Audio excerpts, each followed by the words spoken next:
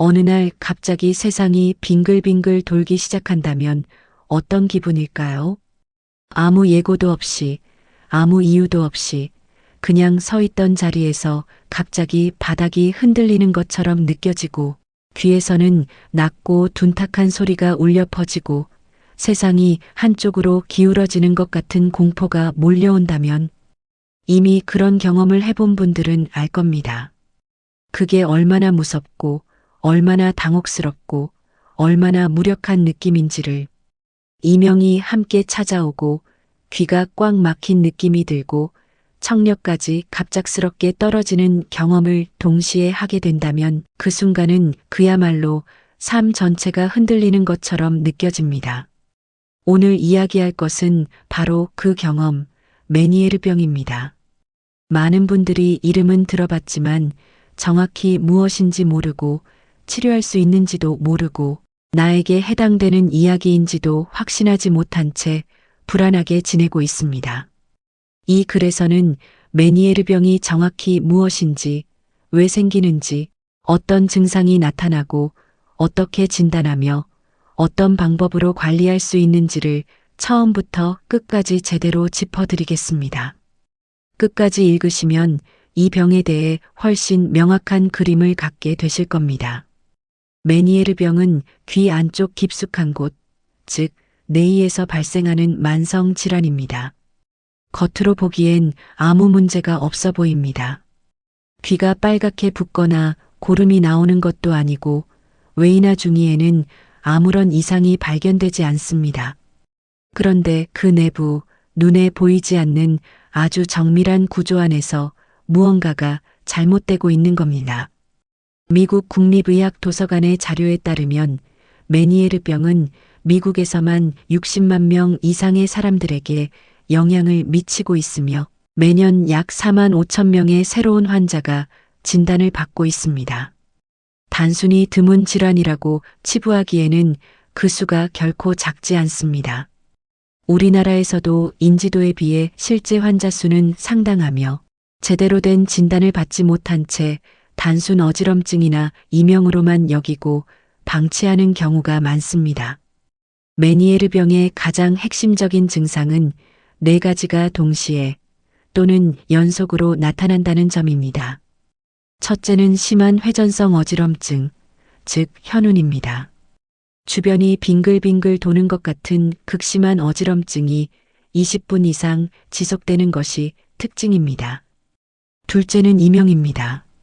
그런데 일반적인 고주파 이명과는 달리 메니에르병에서 나타나는 이명은 낮고 묵직한 울림, 마치 바람소리나 물 흐르는 소리 같은 저주파 이명인 경우가 많습니다.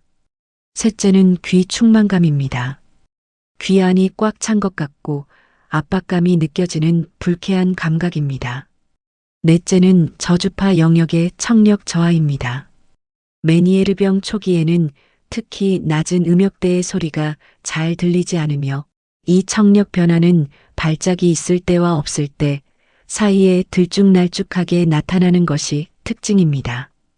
이 4가지가 함께 나타날 때 단순한 어지럼증이나 이명이 아닌 메니에르병을 의심해야 합니다. 물론 이 4가지가 동시에 딱 맞아떨어지는 경우만 있는 것은 아닙니다. 어떤 분은 처음에는 이명만 느끼다가 시간이 지나면서 다른 증상들이 합류하기도 하고 어떤 분은 청력 저하를 먼저 경험하기도 합니다. 중요한 것은 이 4가지 증상이 서로 연결되어 있다는 것, 그리고 이 연결의 중심에 뇌이가 있다는 것입니다.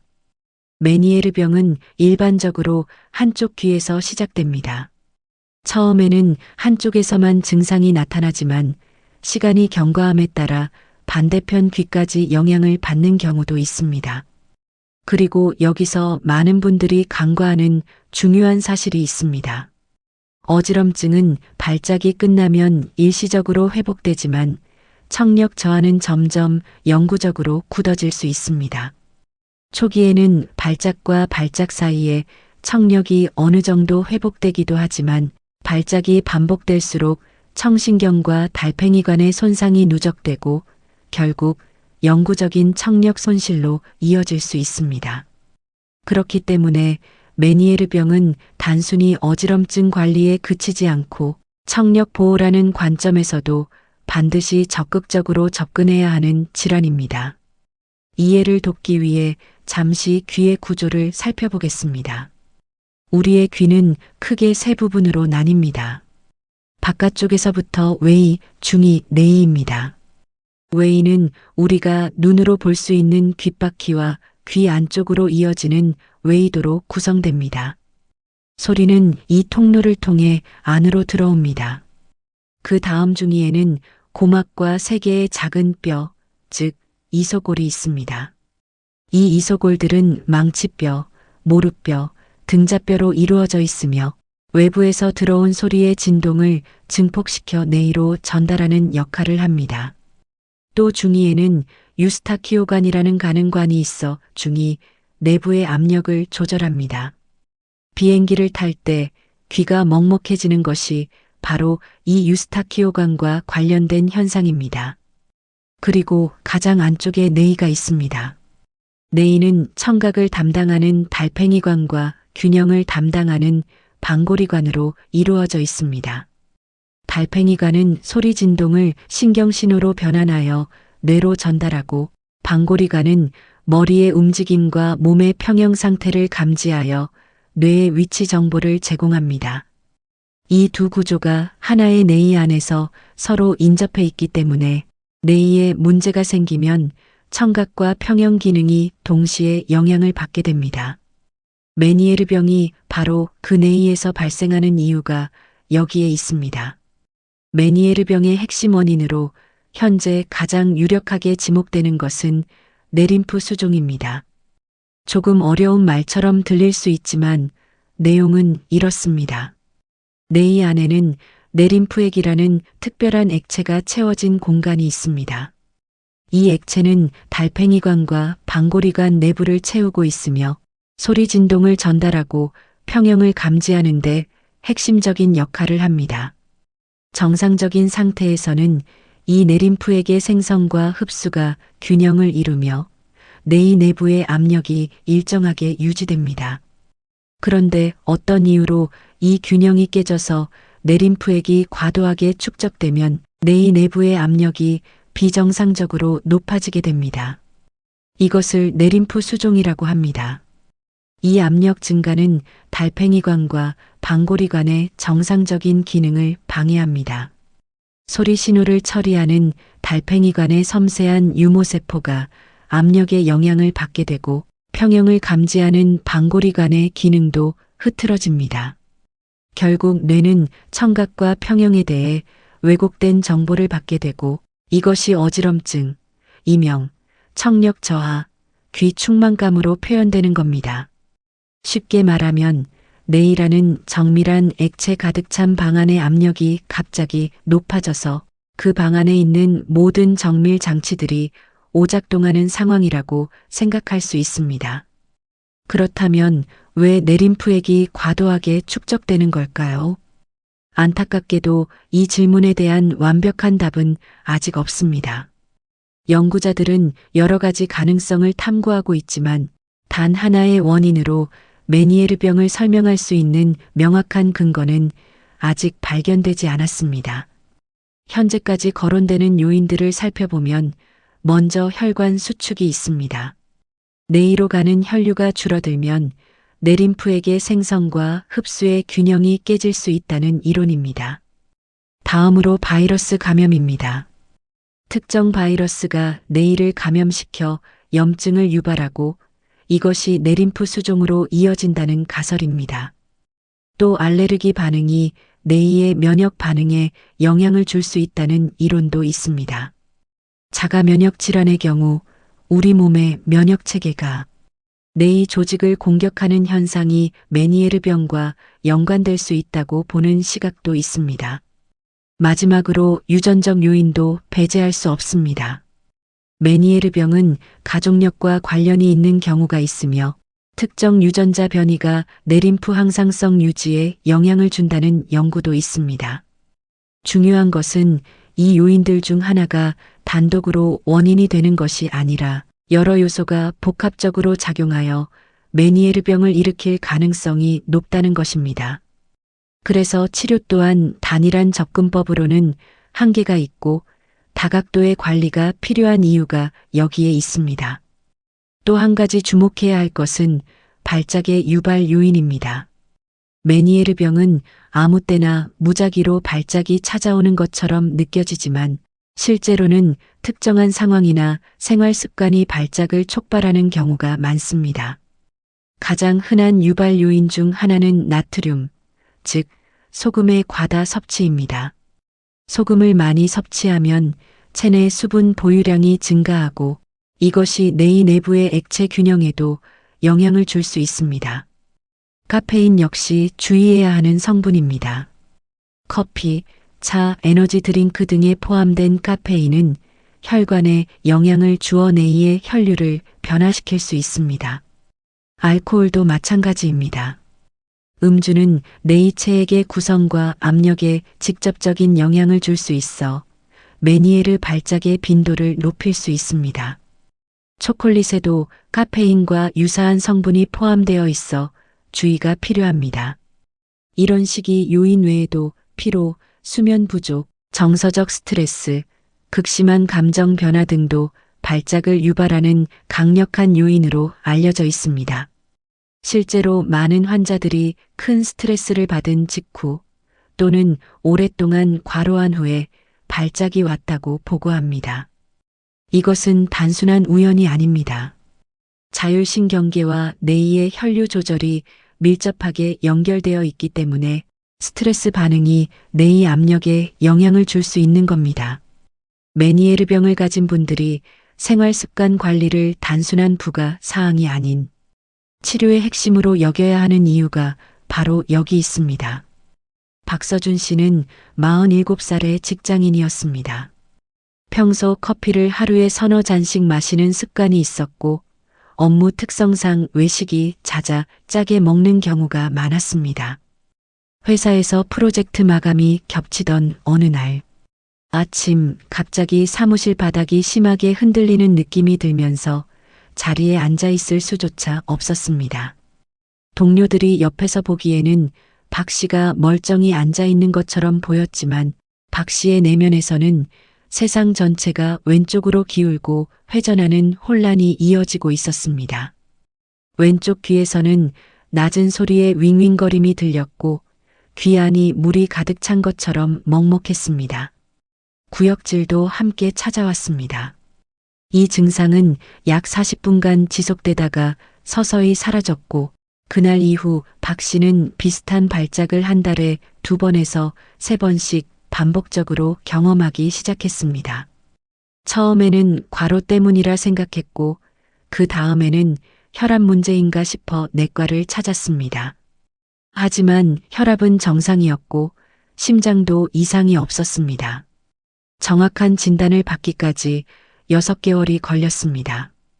결국 이비인후과를 통해 메니에르병이라는 진단을 받았을 때 박 씨는 안도와 불안이 뒤섞인 복잡한 감정을 느꼈다고 합니다. 이름이 생겼다는 건 이제 제대로 된 방향으로 접근할 수 있다는 뜻이기도 했으니까요. 이처럼 메니에르병은 진단까지 이르는 여정이 길고 험한 경우가 많습니다. 메니에르병이 어렵게 느껴지는 또 하나의 이유는 발작의 패턴이 사람마다 다르고 같은 사람도 발작마다 다르게 나타날 수 있다는 점입니다.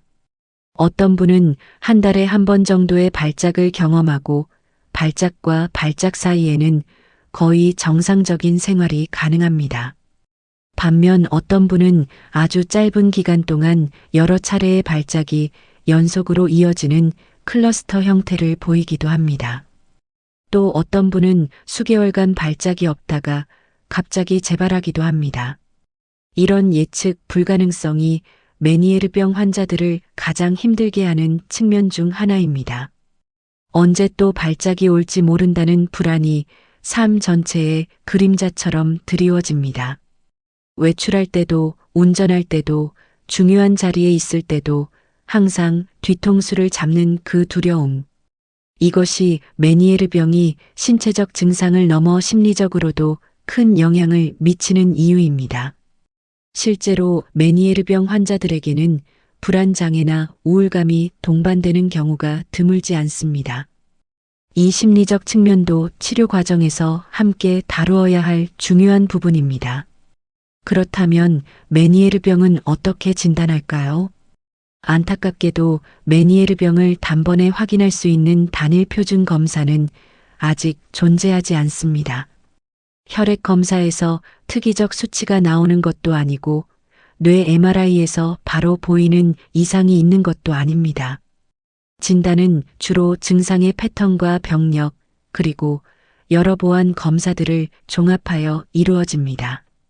가장 먼저 이비인후과 의사 또는 신경이비인후과 의사가 상세한 병력을 청취합니다. 어지럼증이 얼마나 자주, 얼마나 오래 지속되는지, 이명이 있는지, 청력이 변동하는지, 귀 충만감이 있는지를 꼼꼼히 확인합니다. 메니에르 병의 진단 기준으로 가장 널리 사용되는 것은 두 차례 이상의 자연 발생적 현운 발작이 각각 20분 이상 지속되어야 하며 이명이나 귀 충만감이 동반된 청력 저하가 있어야 한다는 것입니다. 이 기준을 충족하면 임상적 메니에르 병으로 진단할 수 있습니다. 병력 청취 다음으로는 순음 청력 검사가 반드시 이루어집니다.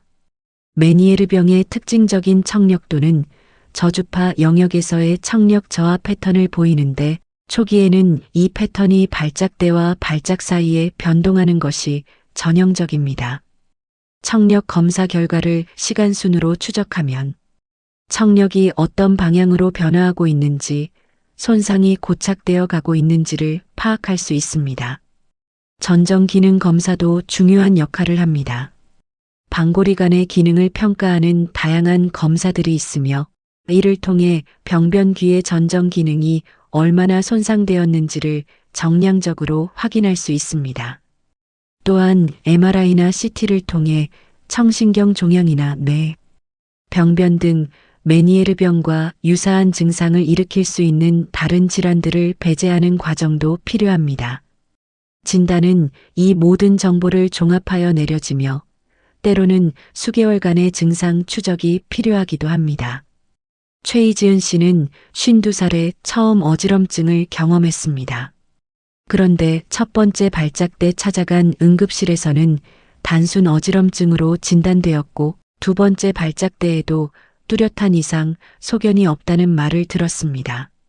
청력 저하가 뚜렷해지기 시작한 세 번째 발작 이후에야 정밀 검사가 이루어졌고 결국 메니에르 병 진단을 받았습니다. 이처럼 메니에르 병은 처음부터 모든 증상이 선명하게 나타나지 않는 경우도 있어 진단이 지연되는 경우가 흔합니다. 증상이 반복된다면 포기하지 말고 전문가를 찾아가 지속적으로 경과를 추적하는 것이 중요합니다. 메니에르 병은 주로 40대에서 50대 사이에 처음 발생하는 경우가 많습니다. 물론 더 어린 나이에 시작되기도 하고 60대 이후에 처음 진단받는 경우도 있습니다.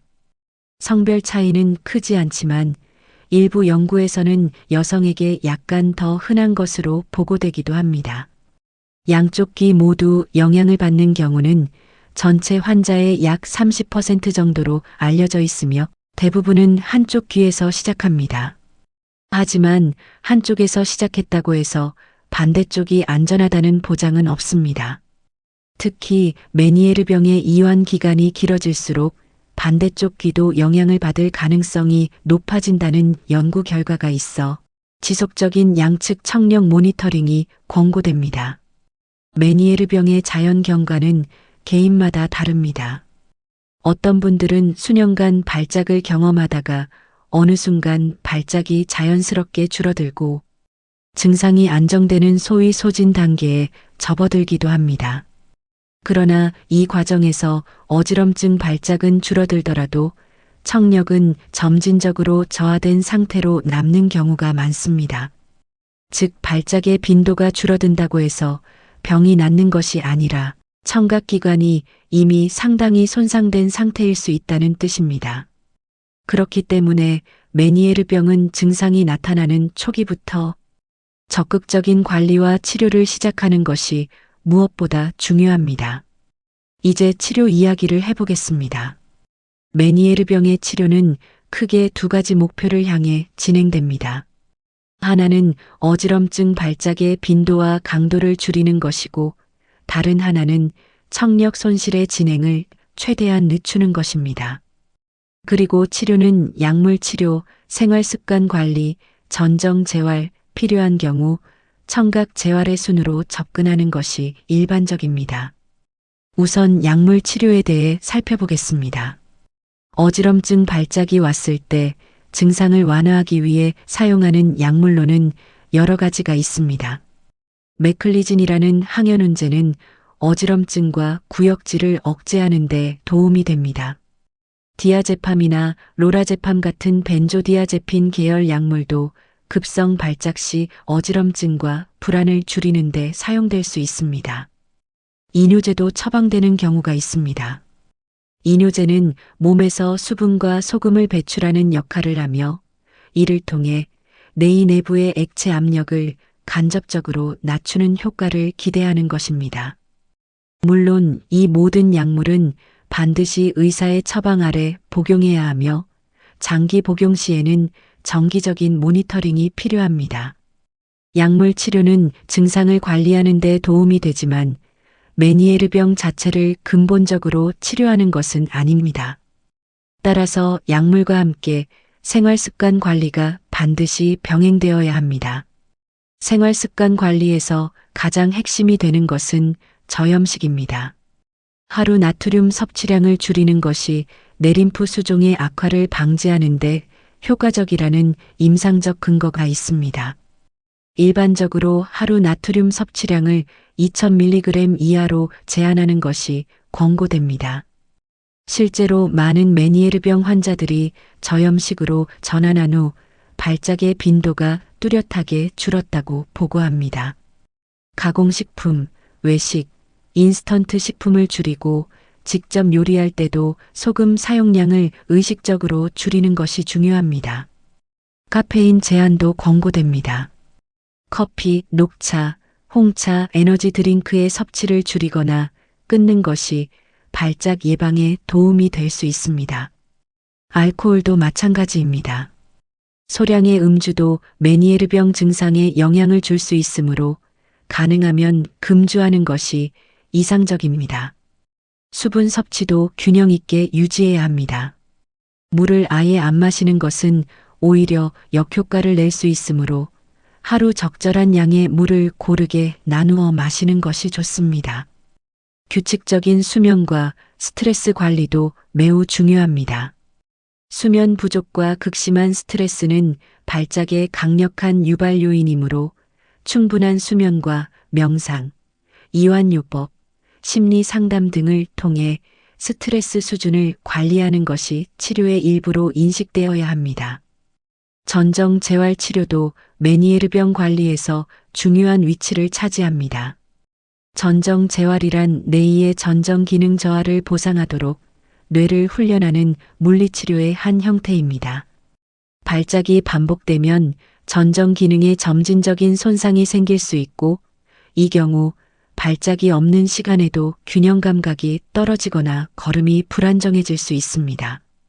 전정 재활 치료사는 전문적으로 훈련된 물리치료사로 환자의 평형 기능을 정밀하게 평가한 후 개인 맞춤형 운동 프로그램을 처방합니다. 이 운동들은 처음에는 가벼운 눈 운동과 머리 움직임에서 시작하여 점차 자세 안정, 보행 훈련, 일상 동작 적응으로 나아갑니다. 뇌는 놀라운 적응 능력을 갖고 있습니다. 한쪽 귀의 전정 기능이 손상되더라도 꾸준한 전정 재활을 통해 반대쪽 귀의 정보와 시각 정보, 발바닥의 감각 정보를 통합하여 균형을 다시 잡을 수 있도록 뇌를 재훈련시킬 수 있습니다. 물론 이 과정은 시간이 걸립니다. 단기간에 효과를 기대하기보다는 수개월에 걸쳐 꾸준히 참여하는 것이 중요합니다. 전정 재활 치료는 어지럼증 발작 자체를 예방하는 것이 아니라 발작 사이의 평형 기능을 향상시키고 일상생활의 질을 높이는 데 초점이 있습니다. 청력 손실에 관한 이야기는 메니에르병 치료에서 종종 부차적인 것으로 다루어지지만 사실 이것이야말로 환자의 삶의 질에 가장 오랫동안 영향을 미치는 부분입니다. 어지럼증 발작은 비교적 일시적이고 발작이 끝나면 몸은 회복됩니다. 하지만 청력 저하는 누적되어 영구적인 손상으로 굳어질 수 있습니다. 메니에르병의 자연 경과를 보면 초기에는 주로 저주파 영역에서 청력이 저하됩니다. 낮은 음역대의 소리, 예를 들어 남성의 낮은 목소리나 낮은 음역의 악기 소리 등이 잘 들리지 않게 됩니다. 이 시기에는 청력이 발작이 있을 때와 없을 때 사이에서 어느 정도 변동하기 때문에 환자 스스로도 청력 문제를 과소평가하기 쉽습니다. 그러나 발작이 반복될수록 청력 손실의 범위가 넓어지고 결국 중주파와 고주파 영역까지 청력이 저하될 수 있습니다. 이 단계에 이르면 일상적인 대화에서도 어려움을 느끼게 됩니다. 특히 조용한 환경이 아닌 배경소음이 있는 장소에서 말소리를 알아듣는 것이 점점 어려워집니다. 이런 상황이 되면 보청기의 도움이 필요해집니다. 보청기는 메니에르병과 관련된 청력 손실을 효과적으로 보완할 수 있는 검증된 도구입니다. 많은 분들이 보청기에 대해 막연한 거부감을 갖고 있지만 오늘날의 보청기는 과거와 비교할 수 없을 만큼 정교하고 자연스럽습니다. 청각사가 정밀한 청력 검사를 통해 각 주파수별 청력 저하 정도를 파악하고 이에 맞게 보청기를 개인화하여 조절합니다. 특히 메니에르병의 경우 청력이 발작에 따라 변동하는 특성이 있어 보청기 피팅 이후에도 정기적인 조절이 필요합니다. 보청기를 통해 청력을 보완하면 대화에서의 이해도가 높아지고 사회적 고립감이 줄어들며 전반적인 삶의 질이 향상됩니다. 또한 청각 자극을 뇌에 지속적으로 제공하는 것이 청각 피질의 기능 유지에도 도움이 된다는 연구들이 있어 조기에 보청기를 착용하는 것이 청각 기능 보존 측면에서도 의미가 있습니다. 이명 증상에 대한 관리도 중요합니다. 메니에르병에서 나타나는 이명은 발작 시 악화되고 발작 사이에 완화되기도 하지만 병이 진행되면서 이명이 상시적으로 존재하게 되는 경우도 있습니다.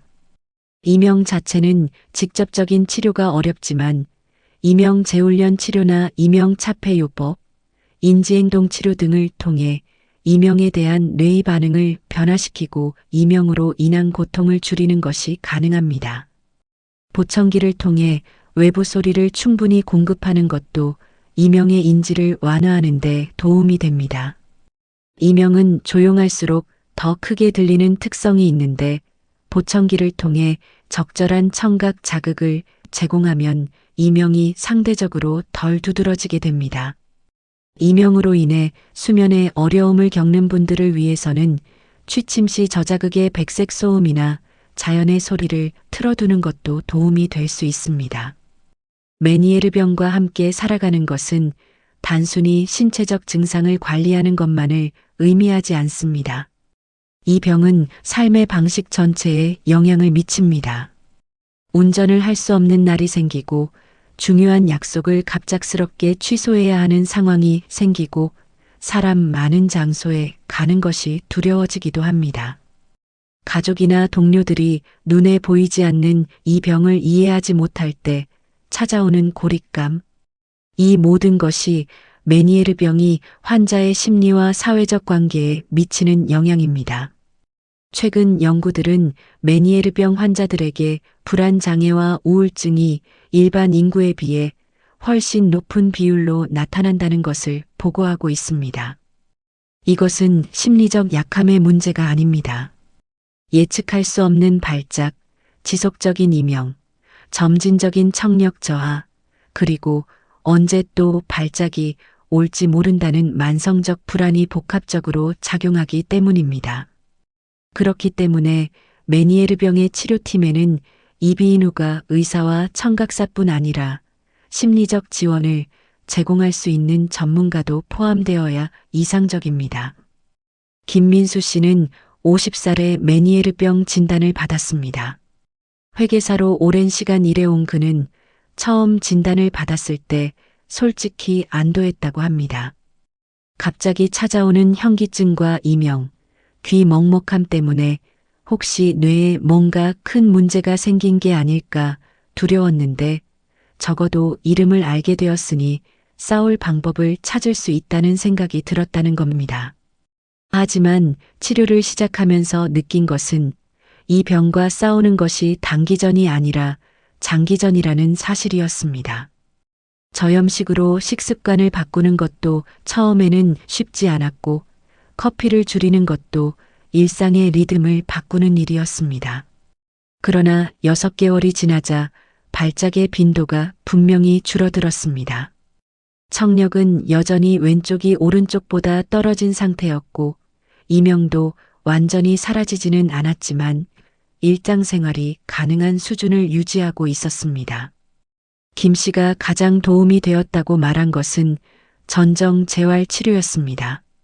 전정 재활을 시작한 후 발작이 있는 날을 제외하고는 균형 감각이 눈에 띄게 향상되었고 예전에는 어지러울 것 같아 피했던 계단이나 울퉁불퉁한 지형도 좀 더 자신 있게 걸을 수 있게 되었다고 합니다. 메니에르병에 대해 아직 많은 오해가 있습니다. 가장 흔한 오해 중 하나는 어지럼증이 사라지면 병이 나은 것이라는 생각입니다. 앞서 설명했듯이 어지럼증 발작의 소멸이 반드시 청력 기능의 회복이나 병의 완치를 의미하지 않습니다. 또 다른 오해는 메니에르병이 나이 든 사람만 걸리는 병이라는 것입니다.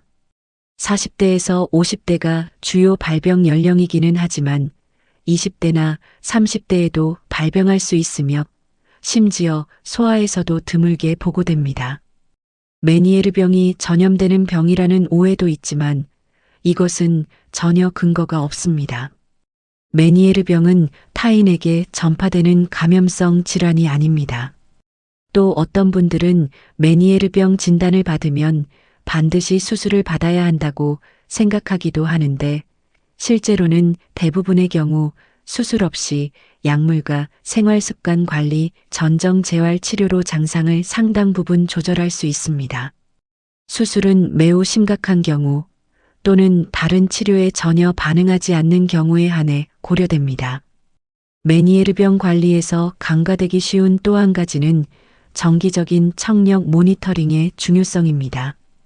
청력 저하는 대부분 서서히 그리고 비선형적으로 진행합니다.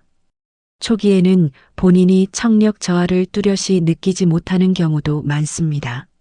하지만 정기적인 청력 검사를 통해 변화를 추적하면 청력이 어떤 방향으로 진행되고 있는지를 파악하고 보청기 착용이나 기타 청각 재활의 시작 시점을 적절하게 결정할 수 있습니다.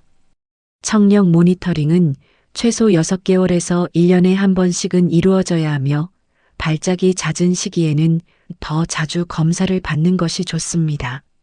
청각사와의 지속적인 협력 관계를 유지하는 것이 청력 보호와 청각 재활 측면에서 큰 도움이 됩니다. 보청기를 이미 착용하고 있는 분들은 청력 변화에 따라 정기적으로 보청기를 재조절해야 합니다. 메니에르병 환자의 청력은 고정되어 있지 않고 변동할 수 있으므로 한번 맞춰놓은 보청기 세팅이 수개월 또는 수년이 지나면 더 이상 최적의 상태가 아닐 수 있습니다. 이명 관리와 관련하여 한 가지 더 이야기하고 싶은 것은 이명이 스트레스를 악화시키고 스트레스가 다시 이명을 악화시키는 악순환의 고리입니다. 이 고리를 끊는 것이 이명 관리의 핵심입니다.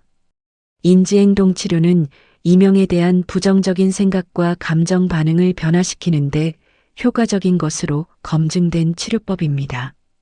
이명이 위험하다거나 삶을 망칠 것이라는 생각, 이명에서 절대 벗어날 수 없다는 생각들이 이명 관련 고통을 증폭시키는데 인지행동 치료를 통해 이런 사고 패턴을 재구성함으로써 이명으로 인한 고통을 상당히 줄일 수 있습니다.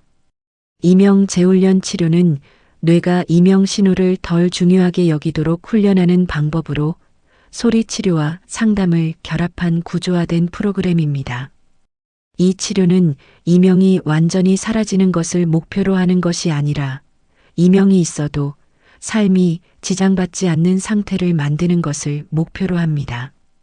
이명에 대한 인식이 점차 중립화되면 이명은 여전히 들리지만 더 이상 삶을 방해하지 않는 배경소음 수준으로 자리 잡을 수 있습니다. 현재 메니에르병에 대한 연구는 여러 방향으로 활발하게 진행되고 있습니다. 뇌림프 수종의 발생 기전을 보다 명확하게 규명하려는 연구, 더 효과적이고 표적화된 치료법을 개발하려는 임상시험들이 세계 여러 기관에서 이루어지고 있습니다.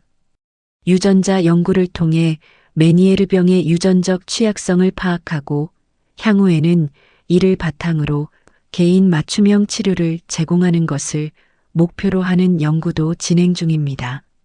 뇌로 직접 약물을 투여하는 방법도 주목받고 있습니다. 고막을 통해 중위 공간으로 스테로이드를 주입하면 뇌의 염증을 억제하고 뇌림프 압력을 낮추는 효과를 기대할 수 있습니다. 이 방법은 이미 임상에서 사용되고 있으며 특히 기존의 경구 약물에 반응하지 않는 환자들에게 효과적인 대안이 될 수 있습니다.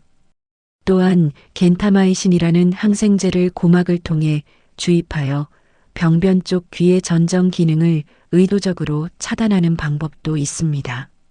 이는 어지럼증 발작을 감소시키는 데 효과적이지만 청력에 영향을 줄 수 있어 신중하게 적용되는 방법입니다.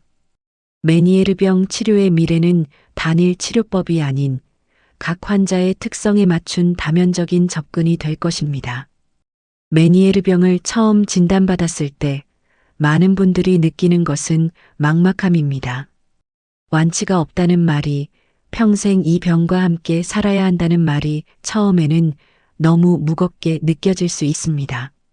하지만 이것을 다른 각도에서 보면 메니에르병은 관리할 수 있는 병입니다.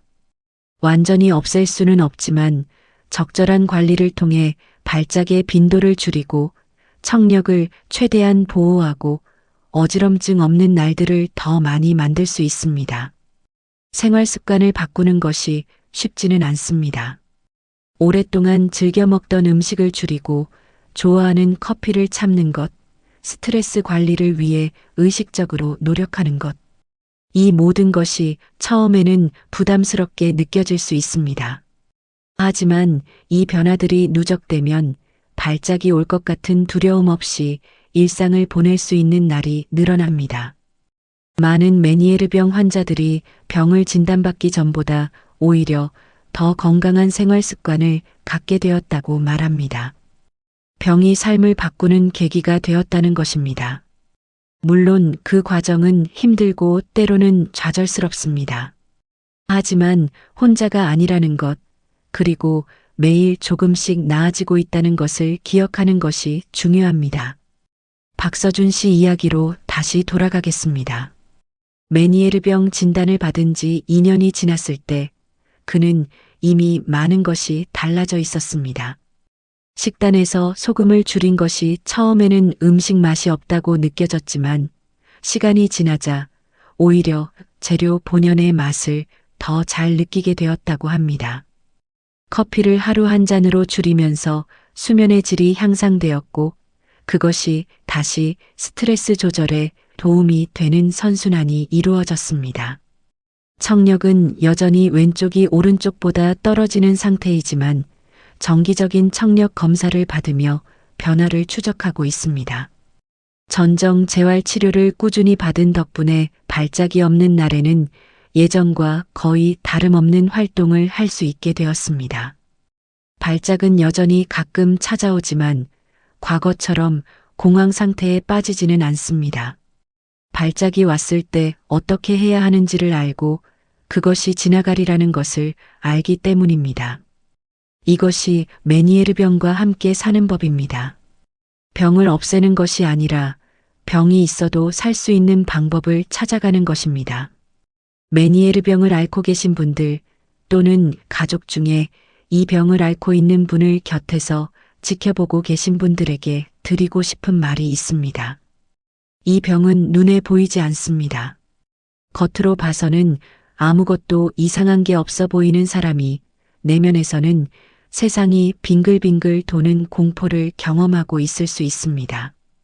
그 경험을 완전히 이해하기는 어렵지만 그 경험이 얼마나 힘든 것인지를 인정하고 공감하는 것이 얼마나 큰 힘이 되는지를 기억해 주시기 바랍니다. 메니에르병 환자에게 가장 필요한 것 중 하나는 자신의 경험을 인정받는 것입니다. 꾀병이 아니라는 것, 나약한 것이 아니라는 것, 내일하는 눈에 보이지 않는 곳에서 실제로 무언가가 잘못되고 있다는 것을 이해해주는 사람의 존재가 치료 과정에서 큰 힘이 됩니다. 그리고 메니에르병과 함께 살아가는 분들은 스스로를 조금 더 너그럽게 대해주시기 바랍니다. 발작이 왔을 때 쉬어야 한다면 쉬는 것이 옳습니다. 컨디션이 좋지 않은 날에 억지로 무리하면 발작을 악화시킬 수 있습니다. 자신의 몸이 보내는 신호에 귀를 기울이고 그에 맞게 유연하게 대처하는 것이 이 병과 함께 사는 지혜입니다. 정확한 청력 검사와 메니에르병 관련 상담이 필요하시다면 전문 청각사가 있는 의료기관이나 보청기 센터를 통해 전문적인 도움을 받으시기 바랍니다. 청력 검사, 보청기 상담, 그리고 장기적인 청각 재활에 관해서는 스탠다드 보청기 센터에서 상담하시기 바랍니다. 메니에르병은 이비인후과 전문의, 청각사, 전정재활치료사, 그리고 경우에 따라 심리 전문가까지 포함한 다학제적 팀이 협력할 때 가장 잘 관리될 수 있습니다. 어느 한 전문가의 도움만으로는 이 복잡한 병의 모든 측면을 커버하기 어렵습니다. 발작, 청력, 이명, 균형, 심리 이 5가지 영역을 각각의 전문가가 함께 다루어 줄 때 환자는 비로소 이 병을 가장 효과적으로 관리할 수 있습니다. 다시 한번 처음으로 돌아가 봅니다.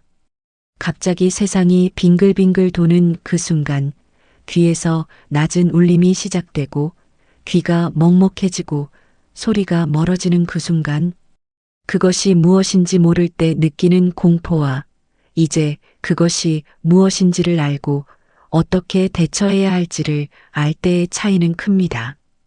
메니에르병은 분명히 쉽지 않은 병입니다. 하지만 이 병에 대해 제대로 알고 올바른 전문가와 함께 체계적으로 접근한다면 이 병과 함께 하면서도 충분히 의미 있는 삶을 살아가는 것이 가능합니다. 어지럼증이 사라지는 날이 발작이 올 것 같은 날보다 훨씬 많아지는 것, 이명이 들리더라도 그것에 묶이지 않고 하루를 살아갈 수 있게 되는 것, 청력이 다소 떨어지더라도 보청기를 통해 소통의 기쁨을 이어가는 것. 이것이 메니에르병 환자들이 실제로 만들어가고 있는 삶의 모습입니다. 이 글이 그 여정에 조금이나마 도움이 되기를 바랍니다.